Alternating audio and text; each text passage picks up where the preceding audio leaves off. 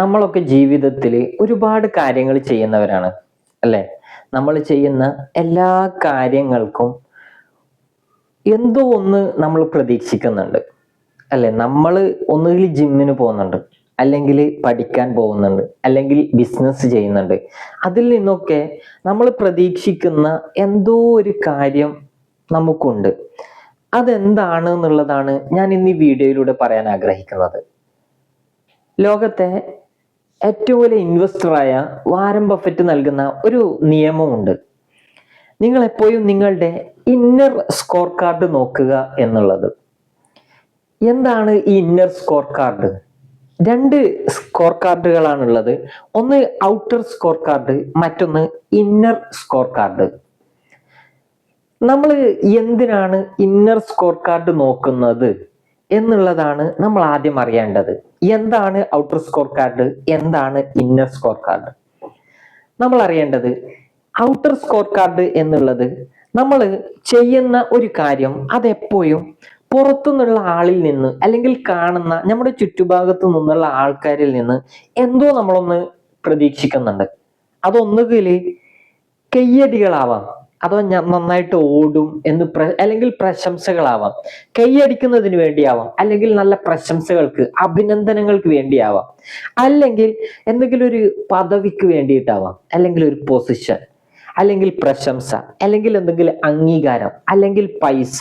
ഇങ്ങനെയുള്ള എന്തിനെങ്കിലും വേണ്ടിയിട്ടായിരിക്കും നിങ്ങൾ ആ കാര്യം ചെയ്യുന്നത് അല്ലെ? നിങ്ങൾ ജിമ്മിന് പോകുന്നത് ചിലപ്പോൾ നിങ്ങളുടെ ഹെൽത്തിനായിരിക്കും.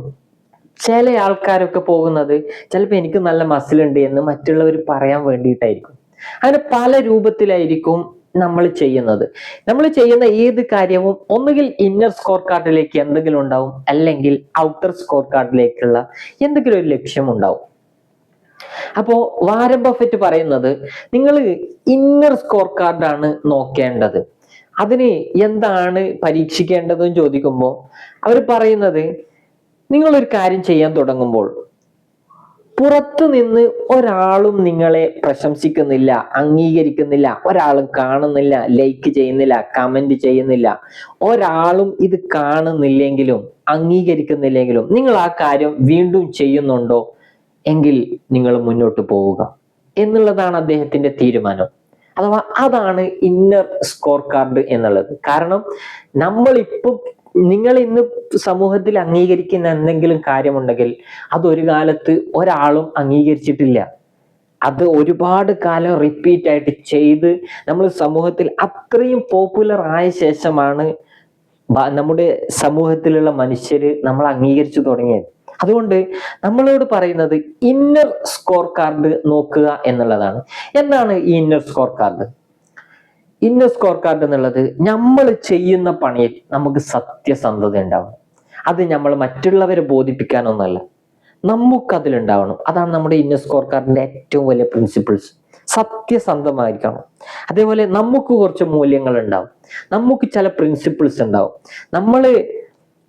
ശാന്തമായ ഒരു മനസ്സുണ്ടാവണം, നമ്മൾ ആ ചെയ്യുന്ന കാര്യത്തിൽ തൃപ്തി ഉണ്ടാവണം, ആത്മസംതൃപ്തി ഉണ്ടാവണം.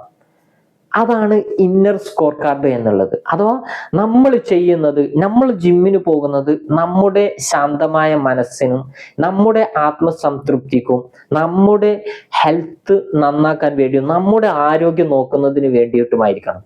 കാരണം ഇനി അങ്ങനെ ഒരു ഇന്നർ സ്കോർ കാർഡ് ഉണ്ടെങ്കിൽ മാത്രമേ നമുക്കത് ആര് അംഗീകരിച്ചാലും ഇല്ലെങ്കിലും നമുക്കത് മുന്നോട്ട് പോകാൻ കഴിയും. ഒരു വീഡിയോ എടുക്കുന്ന ഒരാള് അദ്ദേഹം പറയുകയാണ്, എനിക്ക് ലൈക്ക് കിട്ടിയില്ല, കമന്റ് കിട്ടിയില്ല, വ്യൂസ് കുറവാണ്, അതുകൊണ്ട് ഞാൻ ഇത് നിർത്തുകയാണ്. അങ്ങനെയാണെങ്കിൽ നിങ്ങൾ അത് നിർത്തിക്കോ, നിങ്ങൾ ചെയ്യാതിരിക്കുന്നതാണ് നല്ലത്.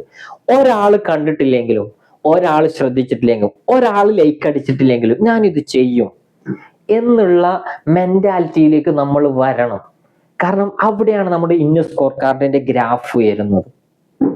അതാണ് വാരൻ ബഫറ്റ് നൽകുന്ന നിയമം.